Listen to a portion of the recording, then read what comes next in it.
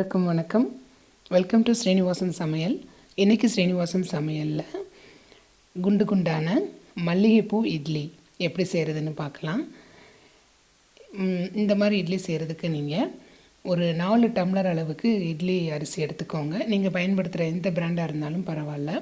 வெள்ளை உருட்டு உளுந்து 1 கப் எடுத்துக்கோங்க. அதாவது 4 கப் அரிசிக்கு 1 கப் உளுந்து சேர்த்தீங்கன்னு சரியாக வரும். அது கூடவேவும்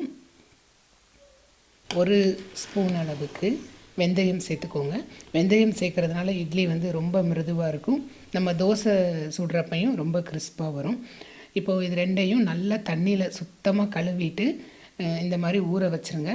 இது கிட்டத்தட்ட ஒரு 2லேருந்து 3 மணி நேரம் நல்லா ஊறணும். இப்போ 2 மணி நேரம் ஆயிடுச்சு. பருப்பு பார்த்திங்கன்னா இந்த மாதிரி நல்லா மலர ஊறி இருக்கணும். அப்போ தான் நல்லா பொங்கி வரும். இப்போது நல்லா தண்ணி நம்ம எவ்வளோ தடவை கழுவுனாலும் அப்படியே வெள்ளையாக இருக்கும். இந்த மாதிரி ஒரு மூடியை வச்சு நீங்கள் நல்லா வடிகட்டிட்டீங்கன்னா திருப்பி ஒரு தடவை கழுவுனாலே போதுமானதாக இருக்கும். இந்த மாதிரி தண்ணி நல்லா வெள்ளையாயிரும். சுத்தமாக எல்லாமே க்ளீன் ஆயிரும். இப்போ கிரைண்டரில் போட்டுக்கோங்க. முதல்ல பருப்பு போட்டுக்கோங்க. அப்போ தான் கிரைண்டர் க்ளீன் பண்ணுறதுக்கு சரியாக இருக்கும். 15லேருந்து 20 நிமிஷம் அரைச்சா போதுமானதாக இருக்கும். நீங்கள் ஊற வச்சுருந்த எல்லா தண்ணியையும் சேர்த்துக்கோங்க. அப்போ சரியாக இருக்கும். மொத்தமாக எல்லா தண்ணியையும் ஊற்றி அப்படியே அரைக்க ஆரம்பிச்சிருங்க. இப்போது 20 நிமிஷம் ஆயிடுச்சு. இப்போ மாவை எடுத்து இந்த மாதிரி தண்ணியில் போட்டு பாருங்கள். இந்த மாதிரி நல்லா மிதந்துச்சுன்னு நல்லா அரைப்பட்டுருச்சின்னு அர்த்தம். எடுத்துடலாம். இப்போ அரிசியை சேர்த்துக்கோங்க. அரிசியும் 15லேருந்து 20 நிமிஷம் அரைச்சிக்கோங்க. இப்போ 15 நிமிஷம் ஆயிடுச்சு. இப்போ அரிசி நீங்கள் இப்படி எடுத்து பார்க்குறப்ப ரொம்ப மென்மையான ரவை பதத்தில் இருக்கணும். அரைச்சிக்கோங்க. அது கூட உரல் கழுவின தண்ணியையும் சேர்த்துருங்க. இப்போ எல்லா மாவையும் சரியான அளவு உப்பு போட்டு அப்படியும் நல்லா பிசைஞ்சிருங்க. இப்போ எங்கள் உறவினர் ஒருத்தங்க எங்கள் வீட்டுக்கு இட்லி சாப்பிட்டுட்டு ரொம்ப சாஃப்டாக இருக்குது, பஞ்சு போல் இருக்குது, எப்படி செஞ்சீங்கன்னு சொல்லி கேட்டாங்க. என்ன பிராண்ட் அரிசி, என்ன பிராண்டு உளுந்தெல்லாம் வாங்குவீங்கன்னு கேட்டாங்க. நான் பொதுவாக ஊரில் இருந்து உளுந்து வாங்கிட்டு வருவேன். இங்கே காலி ஆயிடுச்சுன்னா இங்கே இருக்கிற பிராண்டு வாங்கிடுவேன். ஷாஹி அப்படிங்கிற பிராண்டு இங்கே நல்லாயிருக்கும். அதே மாதிரி இட்லி ரைஸு காமதேனு தஞ்சாவூர் இட்லி ரைஸ் வாங்குவேன். அது நல்லா இட்லிக்கு வரும். மாவு இந்த மாதிரி நல்லா கலந்து வச்சுருங்க. கலந்து மூடி வச்சுருங்க.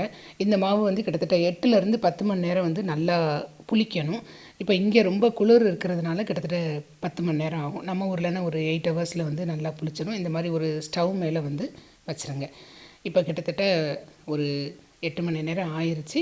பாருங்கள், மாவு நல்லா மேலே எழுந்து வந்துருச்சு. இப்போ சம்மர்னால் இதை விட நல்லா மேலே எழுந்து வரும். இப்போ வின்டருங்கிறதுனால ஓரளவு இந்த அளவுக்கு வந்திருக்கு. பாருங்கள், நல்லா ஏர் பபிள்ஸ் நிறைய இருக்குது. இப்போ இந்த மாதிரி லேசாக அப்படியும் கலந்து விட்டுருங்க. கலந்து விட்டுட்டு நம்ம இப்போது இட்லி ஊற்ற வேண்டியது தான். பொதுவாக இட்லி ஊற்றுறப்ப குக்கரில் நம்ம பெரும்பாலும் யூஸ் பண்ணாமல் இந்த மாதிரி துணி போட்டு நம்ம அவிச்சோன்னா அந்த இட்லி ரொம்ப சாஃப்டாக இருக்கும், ரொம்ப பஞ்சு போல் இருக்கும். நான் எப்போயுமே துணி போட்டு தான் அவிப்பேன். ரொம்ப கெஸ்ட்டு வந்திருந்தால் மட்டும் நிறைய இட்லி தேவைப்படுறப்ப மட்டும் கூட நம்ம குக்கர் யூஸ் பண்ணிக்கலாம். இந்த மாதிரி தட்டில் துணி போட்டு, துணி நல்லா நனைச்சிட்டு துணி போட்டு ஊற்றி வைங்க. ரொம்ப சாஃப்டாக வரும் இட்லி.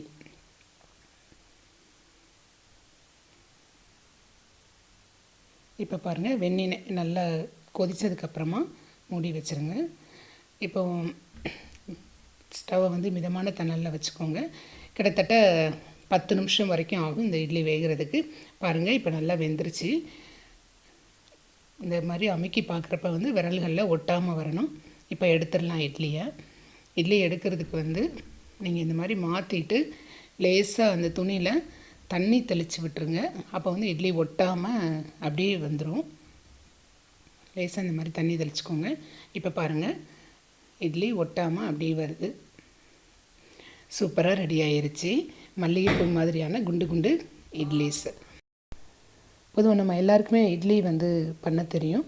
இந்த வீடியோ பிகினர்ஸ்க்கு ரொம்ப ஹெல்ப்ஃபுல்லாக இருக்கும். என்னுடைய உறவினர்கள் கேட்டுக்கிட்டதுனால நான் இந்த வீடியோவை எல்லாருக்கூடையும் ஷேர் பண்ணுறேன். மறக்காமல் ஸ்ரீனிவாசம் சமையலுக்கு சப்ஸ்கிரைப் பண்ணுங்கள். தினம்தோறும் திருமண விருந்து உங்கள் ஸ்ரீனிவாசம் சமையலில். தேங்க்யூ.